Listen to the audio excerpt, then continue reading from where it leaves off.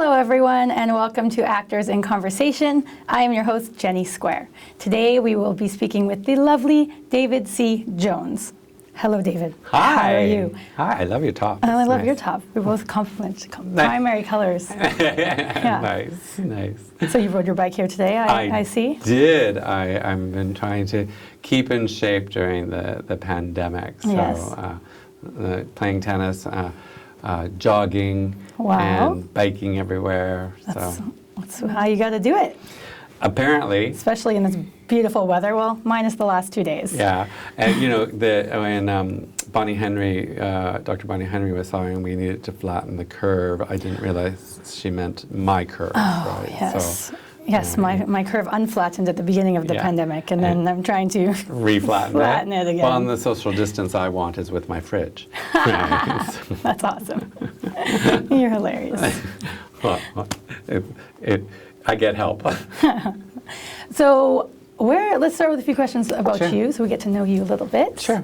Where are you from originally? I was born in Ontario, but Okay. in grade 7 or so, I moved to Victoria and stayed there until I realized where I was and then moved here. Oh, gotcha. Yeah. How long have you been in Vancouver? Well, a couple decades. Oh, Yeah, okay. yeah. It's home now. Yeah, I call Vancouver home. I went back to visit Ontario a little while ago, and I was like, oh yeah, that's why I don't want to be here. Gotcha. Yeah. Amazing. Yeah. And let's talk about acting a little bit. Okay. When did you fall in love with acting, and how did that come about? Back when I was in elementary school, we did things.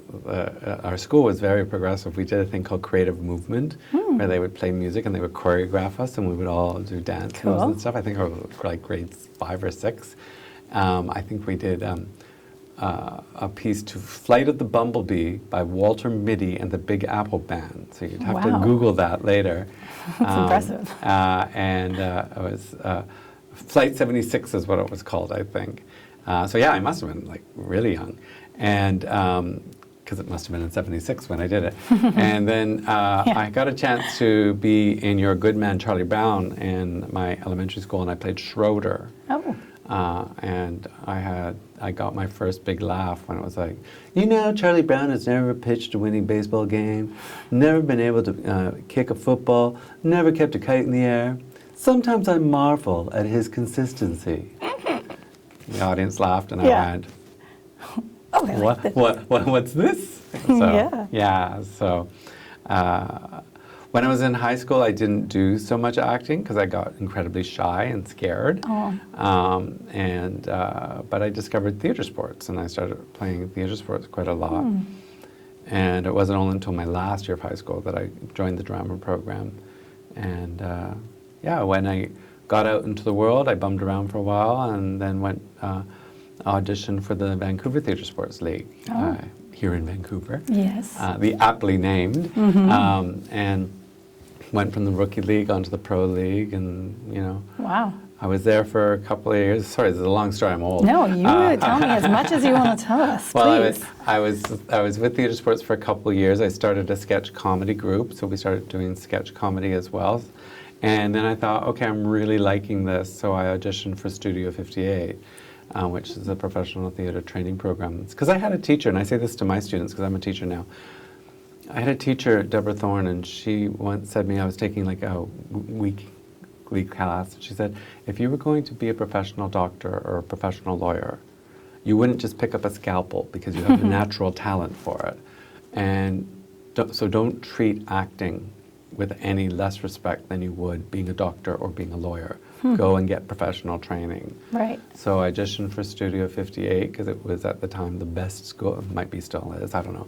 It was the best school in town. It was a 3-year program, and I didn't get in the first time, but I auditioned again because I was pretty sure I was an actor because I was already working as an actor. Right. Right. I even did a television pilot when I was at Theatre Sports for a show called Amped. Okay. Got my name in the TV Guide. Ooh. Back when they had a TV Guide. Ooh, I remember TV Guides. Yeah. So that was sort of my. I was slow. It was a slow build. Yes. Yeah. So that's my training, I guess. Yeah, no, Yeah. definitely. Yeah. When I got out of Studio 58, I went back to theater sports and continued performing there for a while.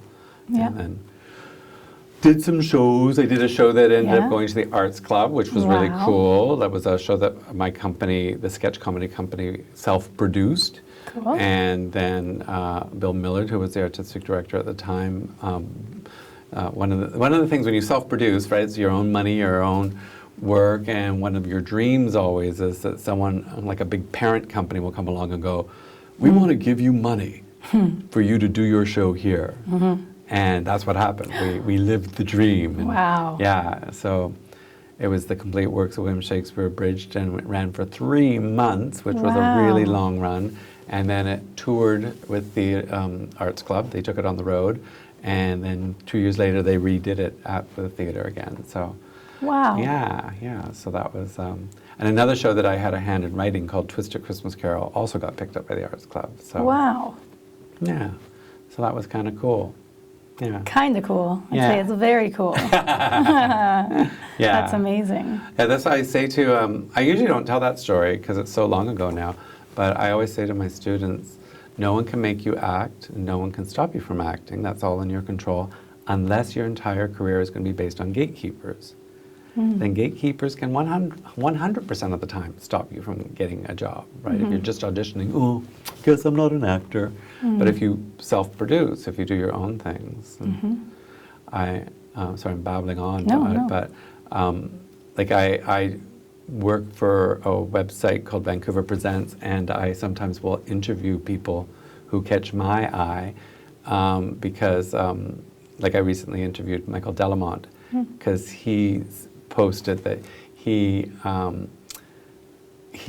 has not had a successful audition in 10 years, but he has traveled across North America with 3 different shows that he wrote himself, and he lives as a working actor Right. based on all his own work, Right. right? So, you know, Yeah. you don't wait for someone to give you a job, you make your own job. Yeah. Yeah. Don't wait for it to be handed to you. Yeah, 'cause- Don't wait for the phone to ring. Yeah, Yeah. Big And, thing.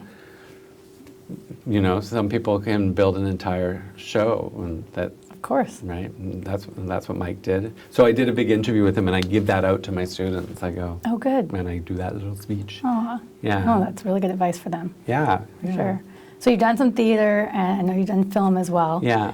Can you Yeah. share with us your favorite part about being on set or on the stage? Oh. Or both? Well, I was cast in a short film. I haven't done tons of film. I'd like to do more, but I've done lots of neat things. And the only one that comes to mind immediately, the funnest time on set, was when I was in Twisted Slipper, which played on CBC for quite some time. And it did a screening at the Beaumont Studios just the other night, so I got to see it again. Oh. It's like, oh, look at me. Cool. In that film, I played the fairy drag mother. So I am not a drag artist, but I have put on women's clothes for acting sometimes. Yeah. And I had to do a stunt. And what they wanted me to do, they wanted the character to leap into the air and just trip up the wicked stepmother. Right. And so they had a crash pad for me. And the stunt coordinator came over and said, okay, so we want you to leap up onto the crash pad, Yeah. and we want you to try to kick your heels up as you do so we can see the high heels that Heels. you're wearing. Because I was wearing these 4-inch heels. The space that they had was, there was a bar here, and the crash pad was here. So I was standing here. And I was like, how do I do that? Yeah. Like I don't know how to do that. Yeah. And so he's showing me like get down low and then just leap into the air, but try to shoot yourself this way. And then Yeah. again I'm going like, how do I do that? I'm Yeah. on heels, and when I did it, luckily they got it in one take because nice. because I got a Charlie horse. I was so tense when I landed and rolled, which I was supposed to do. Yeah. I suddenly my whole leg went and Yeah. seized up, and I was like, oh, so much pain. So much pain, so much pain. And the stunt people came over and they're like, are you okay? I was like, get him some water. He's Yeah, needs that. Yeah. Flow. So that was my, because I just told that story recently. Yeah. That was probably my funnest. Yeah. I had fun on iZombie too. I had a small part in iZombie, and Oh. that was quite fun. Yeah. I don't know, actors talking about acting. I came up with a little bit of business, and the director was very friendly, and I just pointed out the business to him, and he was like, "Oh, that's good. We might use it." But they didn't. Darn. I know, and it's just because I put my hand on the guy, going, "We don't even know if he is a zombie." And when I took my hand away, I wiped my hand on my leg, because of course I was touching a zombie, and I thought it was funny. Yeah. Yeah. It's close. Yeah. So yeah, I've had lots of fun. I usually try to have fun. Yeah. You know, I mean, you still get anxiety. Actors get anxiety because you want to do well. Do well. And sometimes you're trying to figure something out, right? When a director's giving you notes, often the actor looks angry, but it's because they're trying to understand the note, right? They're trying to figure it. Yeah. And I remember Andrew McElroy saying that. It's like, don't be worried when they have the what the fuck face on. Yeah, yeah. Right? That's just them trying to understand. The wheels note. are turning. Yeah. Yeah. So it's I always try to have fun. Every now and then I'll be, grumpy or something because of the fact that I'm confused as to what's going on, what's required of me. But I try not to be a diva. Yeah. Or an asshole. Or difficult or Yeah. whatever. Yeah. Well, I know you do some directing as well. Yeah. So what's your favorite, like the difference with acting and directing, and your favorite part about directing? Any projects you want to share with us? Well, what was really cool, I've directed 14 or 15 short films now. So I'm just sort of gearing up to direct my first feature. Wow. That was the whole reason why I did the short films, was because the feature's based on a play that I wrote. And I thought, well, before I try to tackle a feature, I better do some short films. And I ended up doing like 15 and 16. And it's like, okay, I guess I'm ready. Yeah. And like they ranged, right? I did one that was a moving master called Laugh at Me. A lot of them are on YouTube now. Okay. And one that was shot entirely on Super 8, which I don't know how they film things in Super 8, because you can't see what it's looking like. In the digital world, you could look at the footage right away. With Super 8, you have to send it to a lab. It gets processed. The footage comes back, and you go, ah! Right. Oh, no. Yeah. Reshoot. So, yeah, No. exactly. So, and I did a musical, and I did, so I did a whole bunch of different films, because I was just trying to put myself into different situations. Like the musical had a marching band in it, so Cool. which I sourced.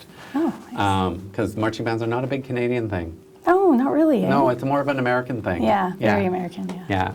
So, so I almost all the films I directed are ones that I wrote as well. So I was totally a few of them weren't, because I wanted to try that too. Like early on, I did a film written by a guy named Ryan Clayton, and another one by Derek Bedry, because I wanted to practice directing someone else's material. Yeah. Right.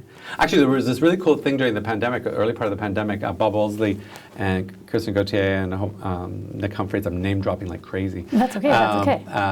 They did a thing. They're not doing it anymore, but it was called what was it called? The Pandemic Film Challenge. Okay. And they did 7, and I was involved with 2 of them, because it was a lot of work. But it was so much fun. Yeah. And when you're having all full of anxiety, doing something that's fun. And how it worked was they gave you a theme and a line. You had to write a 2-page script. You email it off to them. Okay. They gave it to an unknown director. Okay. And at Saturday at 9 a.m., you got a script in your email. Oh. And you had just over 48 hours to film that script. And you didn't know who the writer was. You were just, right? Given it. Yeah, and it was like, film this. And then you had to send it off to them. They assembled them all together into a little showcase. And then I think it was on Wednesday, they did an official screening. So it wasn't until the end of the screening on Wednesday did they reveal who the writers were. Who you're collaborating with. Yeah, exactly. Interesting. Yeah, you knew that it was one of the 7. Right. Right. You knew when I did it twice, and with Superstory it was what's her name, Elisa, I think, and I messaged her afterwards, I hope you were happy with what I did with your script. Yeah. Thanks for working together. Yeah, even though We we didn't know. Yeah, exactly. That's kind of neat. It's like a hidden project. It was really fun. It's a good idea. Yeah, it was really fun. I think it was just Bob and those guys stopped it because it was just like a lot of administration work, Yeah. right? Because you have to, Yeah. match everyone up and make sure everyone's meeting their scheduled Yeah. deadlines. They had no adjudication system, so it was open to anybody. Gotcha. Right, so you can have someone who's making their very first film, Right. as well as veteran filmmakers. So, yeah, That's good that they gave opportunities to everybody, right? totally. Yeah. Totally. And there was so much just love and creativity in all of them. I Yeah. think they all exist on YouTube. Yeah, I like want to see. the Pandemic Film Challenge. Pandemic Film Challenge. Yes. You heard it. Yeah, the Yeah. Pandemic Film Project is a different one. Okay. Yeah. That's a whole yeah, different one. Yeah. Yeah. And any advice for directors and writers starting out? That you would- Network, find mentors, right? When I first started working on film, and I still do it, I take people out for coffee a lot, Okay. and ask them specific questions. I think when I arrived here, I said, I'm having a problem with Final Cut. I hope we could talk about it. Yeah. Right. Yeah. Now, of course, the YouTube tutorials are everywhere. And take classes, though. Like at community colleges and stuff, when some of them are moving online, Yeah. take classes. And a guy named Ira Glass said, when you are an artist, your taste is here, but your skill set is here. And the only way to get your skill set up to where your taste is by screwing up a lot, doing some stuff that you're embarrassed about, doing some stuff that doesn't work. And eventually your skills grow to meet your taste. Right. The bad news is your taste instantly adjusts. Oh, I want more. Yeah, because you're like, now I know what I like, and you're like, oh, now I have to. But there's no shame in that. Even stand-up comedians will talk about how you have to do a whole bunch of bad stand-up and a whole bunch of bad jokes Yeah. before you figure out how to do the good jokes, right? And if you just go out there, bomb, and go, well, I'm not doing it ever again. Yeah. It's like, well, then you're never gonna. The only way you can learn It's getting is back through up. failure, just doing it. Right. Right? So that you laugh at it later and go, Yeah. this is what I made 5 years ago. Right? Yeah. Yeah. For sure. So you just do it. And now there's no excuse. Everyone has a camera on their phone, right? Everyone can be making little movies, It's true. right?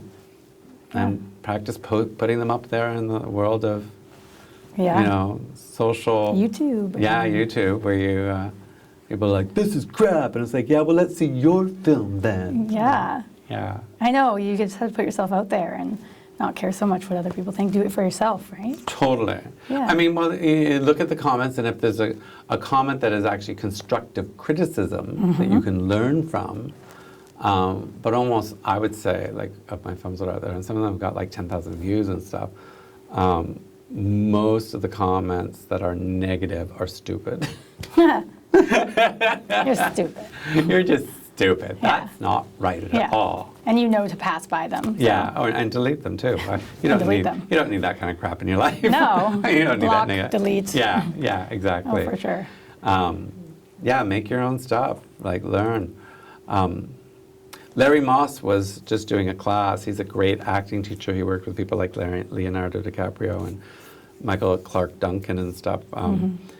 The other advice he gave, which I now pass on to my students, is start reading plays.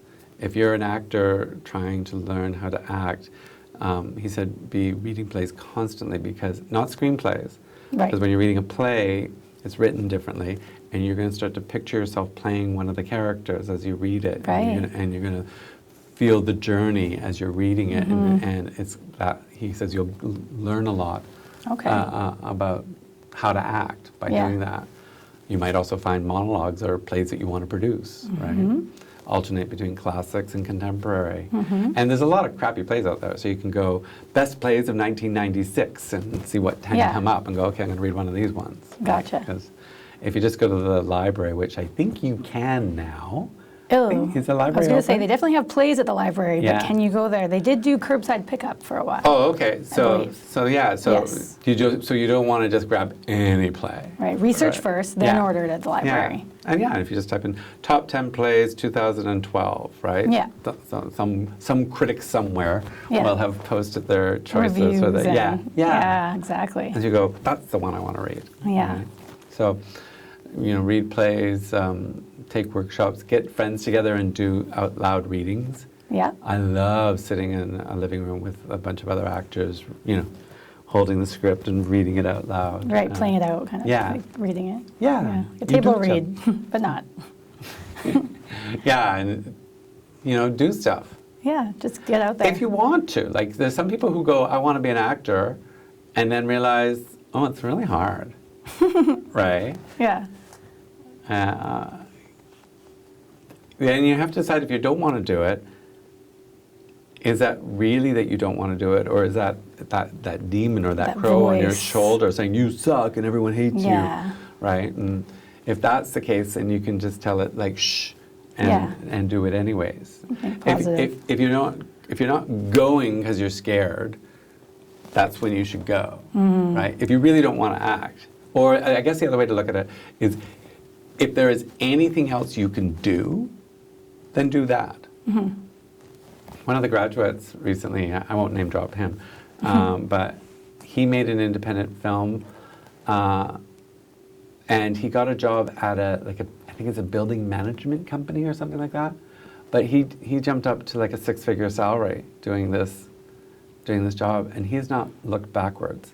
right. And I was like, okay, well, you didn't want to act. Yeah. Like, if you can do this and you're happy, then you're happy. yeah, so don't act, right? Some people can make $1 million doing something and they Yeah. want to act, and that doesn't make them happy, right? So, Yeah. And I also say to them, you don't have to do it, I mean, if theater ever comes back, but Right. you don't have to do it as a profession. Another interview, I give a whole bunch of interviews to my students. You can work as a bus driver, right? Get a nice union-paying job, make a lot of money, and then just every now and then do a student film or do a community theater project. Yeah. So you get your acting yayas off, and you're making a nice little nest egg so Yeah. that you can raise a family and take care of them. Exactly. Like, you don't have to do it as a profession. And if it turns into a profession, then great. So Maybe. if you want to do it as a profession, then you're going to have to work at it and do Right. it and make your Yeah. own stuff But and, it can be a and get hobby, out there. too. But if you're like, oh, it seems like it's a lot of work. Yeah, I don't really 'cause want to it go that is," far. Yeah, then just do it for fun. Yeah. Right? Or don't do it if you don't want to do it. Yeah, exactly. The biggest thing, I think, is if you're doing it, don't complain. Because You're choosing to do it. I don't know if I'm allowed to, if you have to beat me, but I No. have a video that nobody gives a fuck about people complaining, right? Especially in acting. Because you're either complaining to people in the business who know how ridiculous the business is, Right, so they don't care. right. And you're complaining to people who aren't in the business, who don't get why you're in the business if you want to complain about it all the time. Yeah, They're like, well, I'm a lawyer, or I work in a grocery store. yeah. Why are you doing this if you hate it so much? Yeah. So don't complain, because there's no one who's sympathetic to Yeah. it. No one cares, Yeah, right? So do it, and do it happily. yeah. Don't do it at or all. Or don't do it at all, right? Right? Yeah, exactly. Yeah. That's very good advice. Thank you so much. Hmm. Let's chat about, let's just quickly, you're a teacher as well. Yeah. And when did you get into that, and what's your favorite part about it? I started teaching actually back when I was at Vancouver Theatre Sports League. Okay. I had just started teaching professionally when I was asked to teach one of the workshops, and I really like watching students watching the penny drop or some concepts land, and you see them going to go, right? And so I got really into it, and I would teach sometimes at community centers and stuff like that. And in 2004, I think it was, when I was 12, Yes. I had an upset in my life. That's the other thing about putting yourself out there. Sometimes things go wrong. Of course. And so I needed a job, and the Vancouver Film School at that time was looking for someone. So I sent in a resume saying I teach, and Okay. here's my stuff, and they hired me after an interview. and I've been there ever since. Okay, so you're Yeah. at VFS. Yeah, Very yeah. cool. And I think I'm getting near the end of my time at Vancouver Film School, but I love, like I teach before the pandemic, I taught a night class also at Langara, and Okay. I love seeing over the course of 7 or 14 classes, seeing a student being so shy or so scared, and by the last class, they're bolder, they're bigger, they're more brave. They're not necessarily heading to Broadway after that class, but they're heading into their life, Right. right? Change. Yeah, that can change your life. Yeah, it changed just a little or just Yeah. a little bit more, and that feels awesome. That feels Yeah. really good. Like you're making an impact on them. Yeah. So I like teaching them. I like telling them about my experiences. Like I tell them about when I worked on Romeo's section when Chris Haddock yelled at me. And I didn't do anything wrong. But he totally like, rah, rah, rah, rah. So I tell them, like, you're going into a business where you have artistic temperaments. Yeah. You have people with a lot of pressure on them. They might suddenly snap at you. Yeah. And it might not even be because of you've done anything or that they don't like you. It's just You were there. you were there. You were the person, right? Yeah. So I say, like, let it roll off your back. I mean, the thing that makes you a good artist, it's another thing I say to them, the thing that makes you a good artist is that you're sensitive. You have to have sensitivity and empathy so that you can pretend to be other people. Right. So that's good. That's your superpower, is that you're sensitive. The worst thing to be in the business side of this business is to be sensitive. So your superpower is your kryptonite. Right. Oh no. Right? So you have to know that you're going to be affected by anger, you're going to be affected by rejection. Like when you were rejected in acting, it's everything about you. It's like, yeah, we don't like your height, your face, your hair, your voice. Right? Yeah. You're like, wow, that's really personal. That's not my words per minute. Yeah. That's It's like your left ear. No. yeah. So, Yeah. let it go. Let it roll off your back. Yeah. The odds of you, if you're just going to the gatekeepers, the odds of you fitting the vision of the writer, the director, the producer, and the network executive, that you come in and say those lines, right? And all 4 of them go, yes, Yeah. that's the one. Those are astronomical odds. Yeah. So just go in and do a good job, Yeah. right? Make them go, we liked her, not for this role, but let's bring her in again another time, Right. right? Yeah. But don't be like, oh, I think I'm going to get it. Damn, I didn't. Jump out a window. Yeah. Right? It's the end of the world. Yeah. Yeah. Those are unsurmountable let it roll. odds. Yeah, just like, Roll off the shoulders. yeah, Bryan Cranston does a lot of videos where Yeah. he talks about, like, he goes in, he does his work, he throws out the sides, and he goes home. He doesn't think about it Yeah. unless he gets the It's like phone call. Keep it. Yeah. Yeah. Throw it away. Yeah, totally. Yeah. Yeah. If your agent calls and goes, you booked it, which is the greatest feeling in the world, great. Pick it back up. But it should be the point where you say, what was it again? What did I book? Like, Yeah. Which one? yeah, so many auditions, I Yeah. don't know which one I did. Yeah. Exactly. So, yeah. That kind of brings me into my next question Sure. about casting. Yeah. Any advice for actors out there on going in the room and any misconceptions about casting? Well, the biggest thing right now is everything's being done online. So you're going to be doing auditions, recording your own auditions. They're almost all self-tape now, which is great. Self-tapes are so much better. I love when I book from a self-tape because you get multiple takes and you Yeah. send them the one that you like. Yes, Whereas my when you're in the room, you go in and you say the lines, this is good water. And they go, thank you. And you're like, oh, fuck, I screwed it up. I can't do it again. Yeah. Right? So if you're going to do that, you need to have a good setup. You need a blank wall behind you, not a whole bunch of stuff that might be more interesting than you. You need light on your eyes as well as fill light. They don't have to be fancy lights like the ones in the studio here. They could just be like garden lights, but you want to put like a blue or use a daylight in them and a blue gel if you can get access to Right. those, which is not hard. Totally. And the one thing about doing self-tapes now is that you have to be your own camera crew because you have to set up your camera and set up the lights and, you know, Okay. Yeah. this is good water, right? And Yeah. stop, right? Yeah. You have to think of all the roles. Yeah. Yeah. So when you get into the room, right, which is now get onto Your the room. camera because you're not getting in, it's your room. Yeah.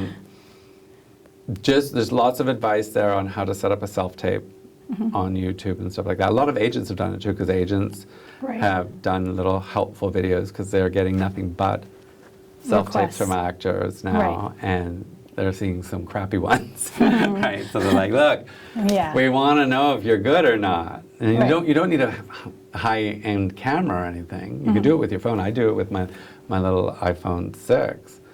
But they need to be able to hear you. They need to be able to course. see you. They need Yes. to be able to see you from here, Right. right? And you need to be lit, and there needs to be nothing distracting behind you, Right. right? So look up those videos and learn how to set it up. Yeah. I don't have a blank wall in my little apartment, so I have a sheet that I hang behind me when I do an audition, take it down when I'm not. Yeah. And only other advice is like, there's things like Actors Access, like websites. I'm just in the process of doing this. They're not going to look at a demo reel, right? The current buzz is they're going to only look at 20 seconds of your demo reel.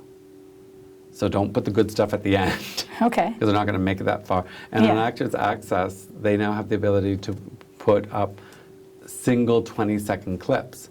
So if you did something where you played a nurse, you can go me as nurse. Because if they're Okay. auditioning and they're like, we need to find someone to play the nurse, right? Right. Oh. And they can see you just be the nurse. And they Right. go, we should bring her in, right? Me as psychopath, Visual. me as, you know. Okay. And more right. comedy maybe or. Yeah. Yeah. So you're not putting all your good stuff into a 10-minute or it should be a 3-minute Right. reel. You're just going, here's 15 seconds of this, here's 20 seconds of this, here's right, Okay. and as they are searching for actors, they can find Be you. more specific. Yeah. Yeah. Ah. So, and for Actors Access, they'll even accept, like, they want to know that you have some credits, but if you have something from like a class or an audition piece, right? If it's you as judge, and they click on it and they can see that, okay, well, this isn't from a film, this is from her Right. class, but it's filmed nicely and we can see her face, they'll watch it. Okay. They'll go, oh, she's good as a judge. Right. Then they'll look at the resume to go, and she knows what she's doing. She's acted, so Yeah. we'll just assume she hasn't gotten a real judge role yet. Yeah. Right? So that's the other piece of advice. That's really good advice. I hope so. Thank you so much. The only other thing that I've heard recently that might be of use to the people out there Yes, out there. is you can send a postcard or a card to an agent, sort of introducing yourself.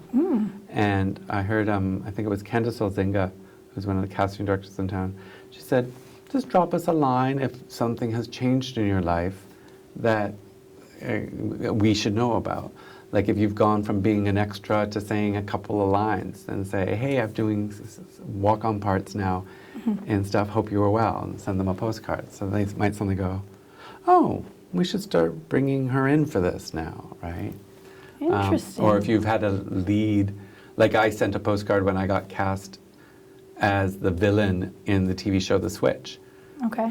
So I played Dr. Zylo, so I sent a postcard going, I'm playing the villain in a TV show. That my character is the whole episode, Right. right? Because that was a significant enough Definitely. change to let people who maybe are only picturing you as one thing, All right. Like type. they now might go, oh, okay, she's stepped up into leading roles or Yeah. up into guest stars. Yeah, and take it upon yourself and Yeah. let them know. Yeah, Huh. a little postcard. Yeah. Right, so they might Think outside the box. Yeah, I think that's all the advice I have. I can't think That's of a one unless you lot have of any. advice. Yeah. Now I'm going to ask you, give me more casting advice. More casting. No. I wanted to say improv a little bit. Just Sure. what advice would you give for people looking into doing that? I know a lot of people are scared of that, and any good programs. Directors, and especially TV and especially commercials, love improvisers. You need to have some improv in your background, and if you're scared, do it. Yeah. Don't not do it. Yeah.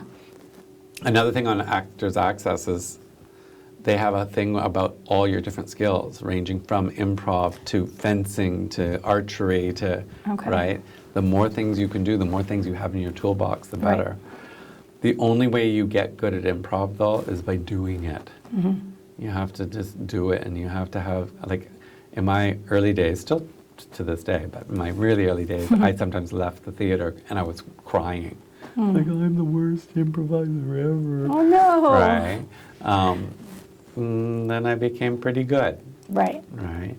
So got nominated for Canadian Comedy Award. Say what? I know. Wow.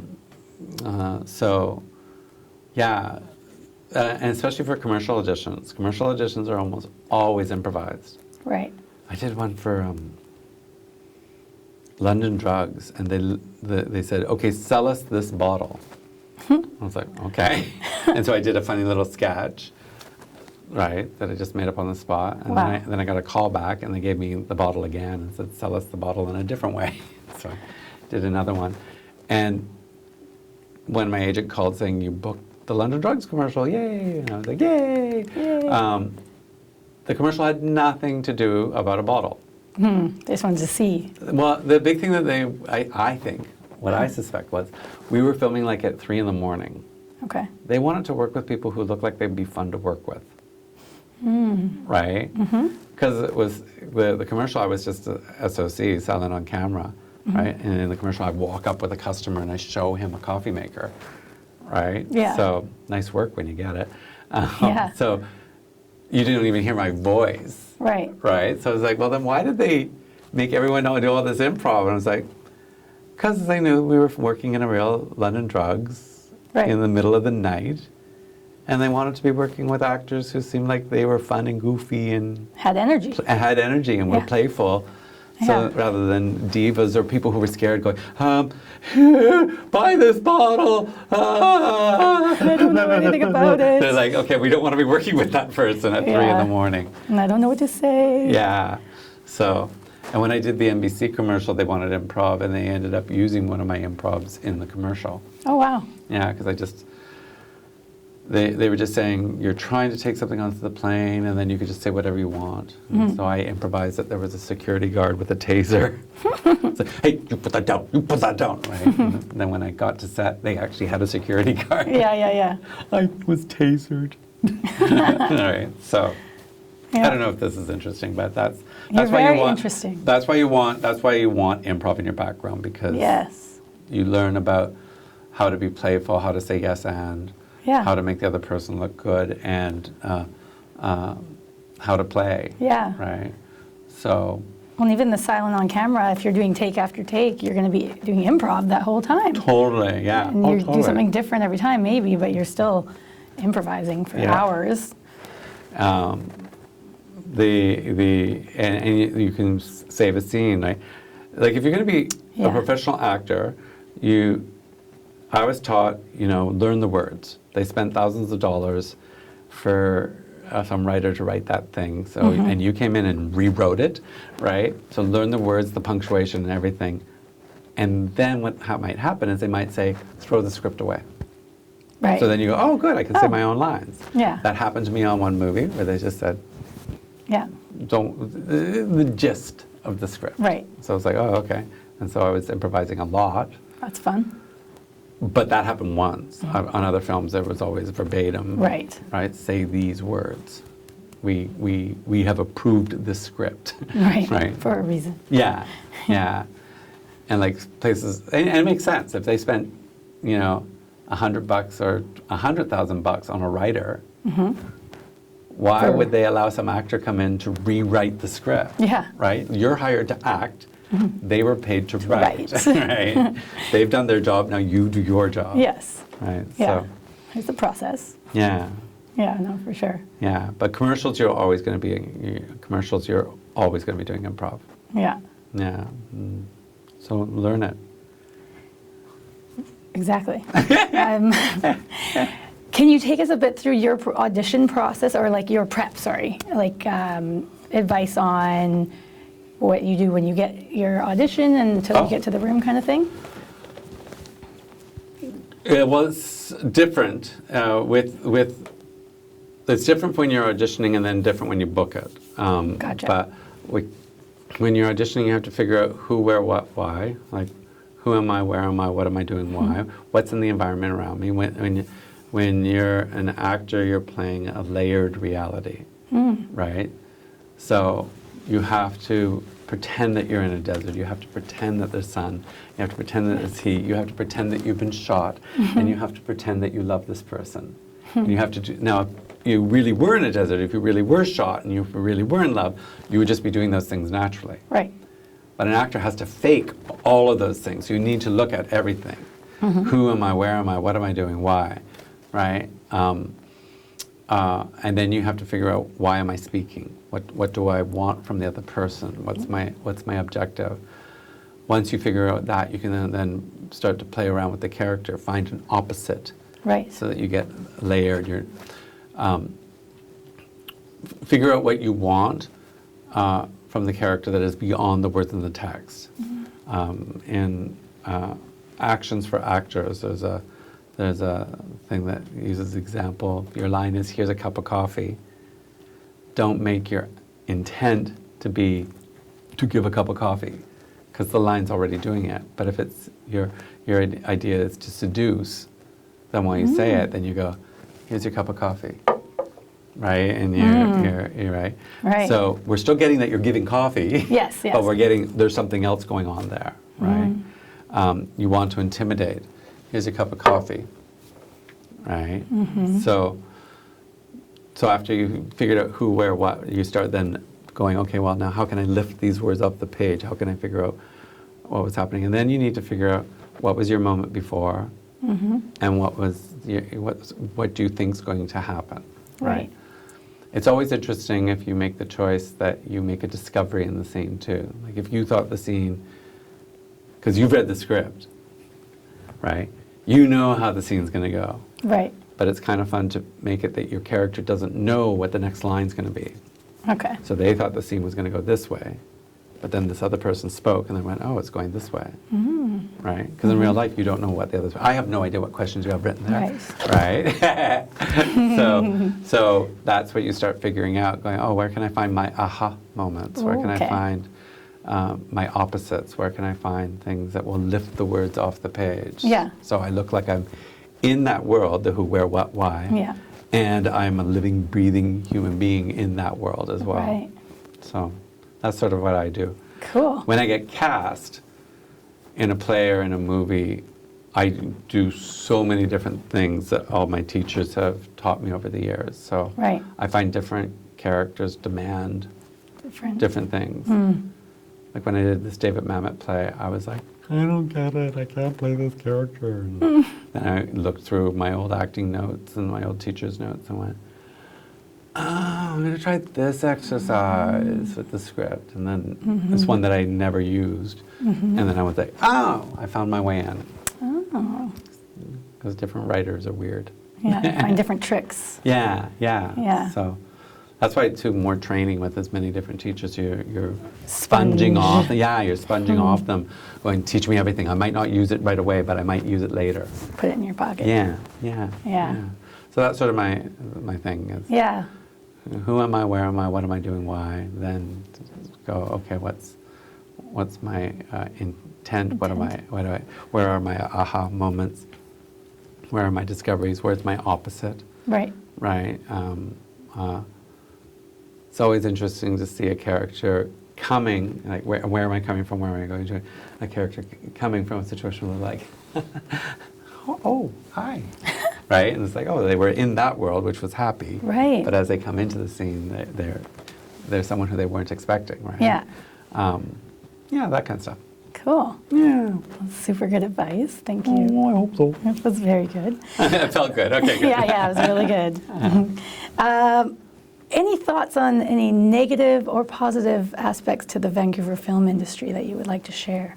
Well, it's not a negative, it's just a reality. Okay. One of the things that's, I mean, particularly for film and TV, it's so much money, right? And it's so much work that one of the realities is if they find an actor, and also an actor's on set for like 1 day, 1 or 2 days, if they're playing just a small part. He went that way, I can't believe it, he stole my dog, right? Yeah. So they're going to use the people who they know are good.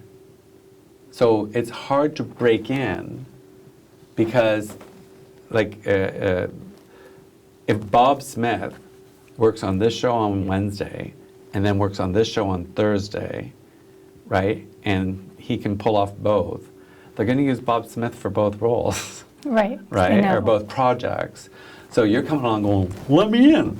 And they're like, well, we're using Bob right now. Right. So certain actors, you'll be like, well, they're booking all the time. And it's like, well, because they now have a reputation of doing the job.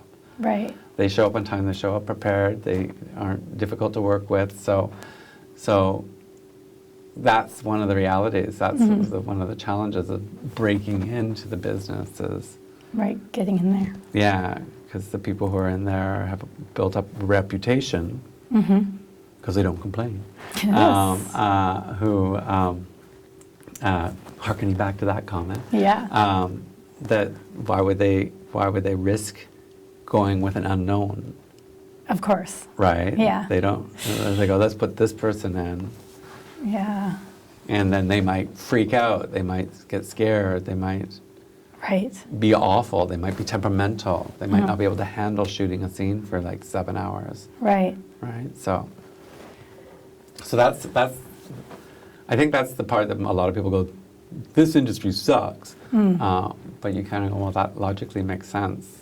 Yeah. That person has a reputation, they do the job, they're versatile, so they could be in multiple things. The only thing that kind of happens is if, like, it's like for Hallmark, if they've been in 40 Hallmark films, the Hallmark watchers are going to go, that guy's in every film. Yeah. So eventually they're going to stop He's the you. farmer, and then he's the baker. Yeah, exactly. So eventually they'll go, okay, we can't use you in the next one. Yeah. And that's when you swoop in, right? You gotta be there at the right time. Yeah, yeah.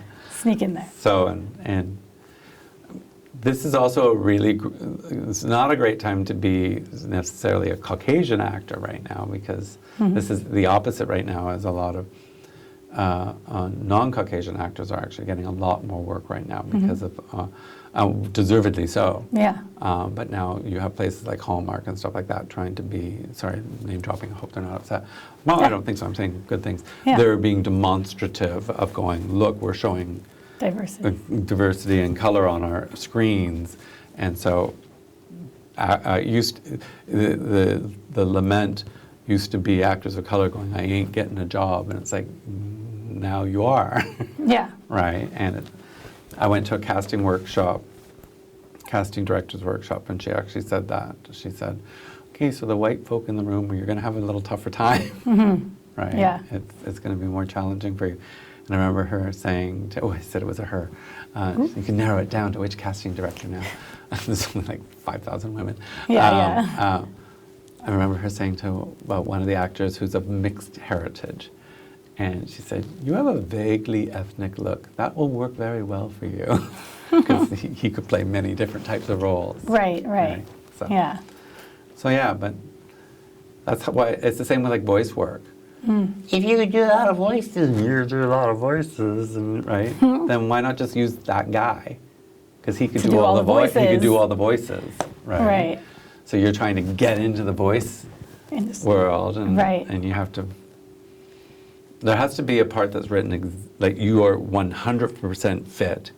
Right. That only you can do. You're like one of the Or kind. that person's busy and they have to film it on that day. Right. So then you get in and start making your reputation. Yeah. Right. It sounds like a bit of luck mixed in sometimes. There's so much beyond your control. Right. And yeah, Like right luck. place at the right time. A Vancouver actor, I didn't know it was him. He's had a very great career. He left Vancouver and went to Toronto. And when, do you know the TV show The Umbrella Academy? Yes. Yeah, My son so- loves that show. So in this second season, there's these villains called the Swedes, 3 Nordic white guys, oddly enough. And the middle one is a guy named Jason Bryden. And Jason Bryden was a Vancouver-based actor until he moved. Right. And here he is playing the villains in Umbrella Academy.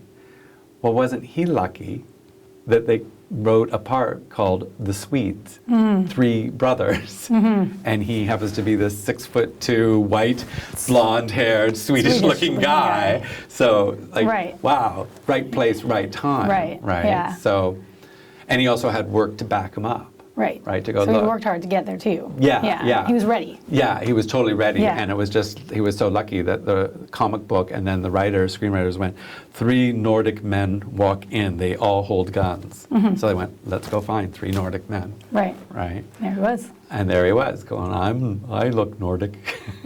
So, you know, so you can't make that happen, Yeah. right? And we've all seen La La Land, right? Like, La La Land. What was the actress from La La Land? I forgot. Emma Stone. Emma Stone. Yeah, I was going Anne Hathaway. No, retreat, Yeah. not Anne Hathaway. Emma Stone, like she did the dream thing, which is to write her own one-woman show, and then someone famous sits in the audience and goes, "Right, I want to make you a movie star." Yeah. So, you know, that happened with the girl who wrote. My Big Fat Greek Wedding. Yes. That was a one-person show. The woman who did Fleabag, Yes. her piece was a fringe show Yes. called Fleabag. Yes.